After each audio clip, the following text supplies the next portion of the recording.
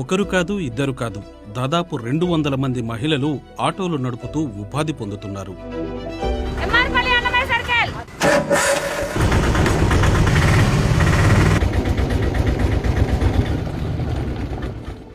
ఇది ఎక్కడో కాదు, ఆంధ్రప్రదేశ్లోని తిరుపతిలో. వీరిలో ఎక్కువ మంది ఒంటరి మహిళలే. భర్త చనిపోయిన వారు, భర్తకు దూరమైన వారు, భర్త ఏ పనికి వెళ్లకపోవడం, మద్యానికి బానిసవడం వంటి కారణాల వల్ల కూడా కుటుంబ పోషణకు ఆటో డ్రైవర్లుగా మారిన మహిళలు ఉన్నారు.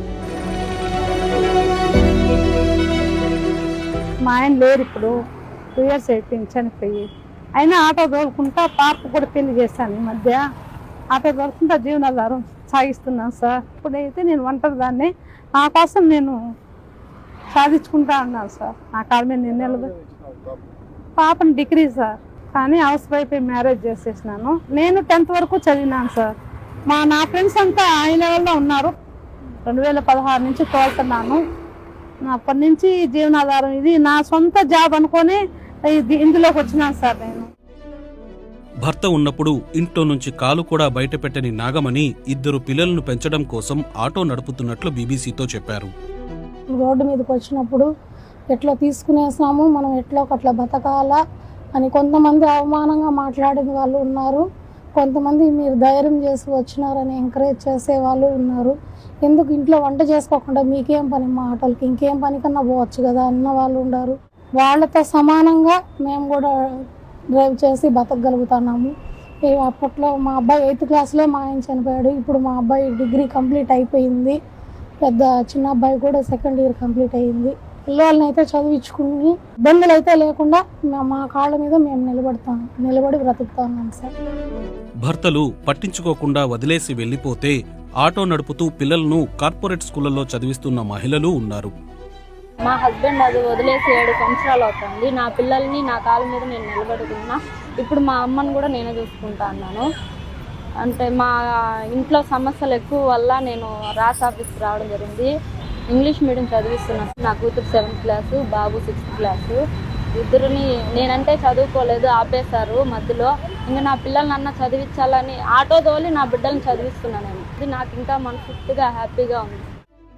రాస్ అంటే రాష్ట్రీయ సేవా సమితి అనే స్వచ్ఛంద సంస్థ 2016లో తిరుపతిలోని 106 మంది మహిళలకు ఆటో డ్రైవింగ్లో శిక్షణ ఇచ్చి వారిలో 75 మందికి లైసెన్సులు ఇప్పించింది. అంతేకాకుండా అలా శిక్షణ పొందిన మహిళలకు వారే షూరిటీగా ఉండి బ్యాంకు లోను మీద ఆటోలు కూడా కొనిచ్చారు. అప్పటి నుంచి మహిళలు ఆటోలు నడుపుతున్నారు. వీరు ఇతర మహిళలకు స్ఫూర్తిగా నిలిచారు. దీంతో మరింత మంది మహిళలు ఆటో డ్రైవింగ్ నేర్చుకున్నారు. అలా ప్రస్తుతం ఇక్కడ మహిళా ఆటో డ్రైవర్ల సంఖ్య దాదాపు 200 మంది వరకు పెరిగింది. ఆటో డ్రైవింగ్లో వాళ్ళకి ట్రైనింగ్ ఇచ్చేటట్లు వాళ్ళకు అవగాహన కల్పించి వాళ్ళలో ఆత్మస్థైర్యాన్ని పెంచి వారికి ఒక 100 మందికి ట్రైనింగ్ ఇచ్చాము. అందులో 75 మందికి లైసెన్స్ తీసిచ్చి, అలాగే ఆంధ్రా బ్యాంక్ వాళ్ళ సహకారంతో సంస్థ పూచీకత్తు మీద వారికి లోన్స్ అన్నీ ఇప్పించాము. దాంతో సొంతంగా ఆటోలు తీసుకొని ఇప్పుడు నడుపుకుంటున్నారు. రోజుకి 700 నుంచి 1000 రూపాయల వరకు సంపాదించుకోగలుగుతా ఉన్నారు. దాంతో లోన్స్ కూడా ప్రతి నెల కరెక్ట్గా రీపే చేస్తున్నారు వాళ్ళు. ప్లస్ వాళ్ళ పిల్లల చదువులకైతేనేమి, ఆరోగ్య అవసరాలకి అన్నిటికీ కూడా ఈ బాగా తోడ్పడుతూ ఉంది వాళ్ళకి.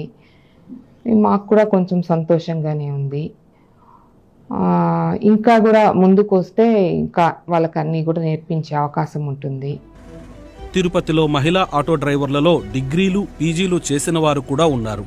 కానీ నగరంలో పురుషులు నడిపే ఆటోలు ఉండే ఆటో స్టాండ్లో మహిళల ఆటోలను పెట్టనివ్వడం లేదని, ఇది తమకు పెద్ద సమస్యగా మారిందని చెబుతున్నారు. స్టాండ్ల కాడికి వెళ్ళినప్పుడు మగవాళ్ళ దగ్గర బాడుగులు ఎక్కించుకుంటాము.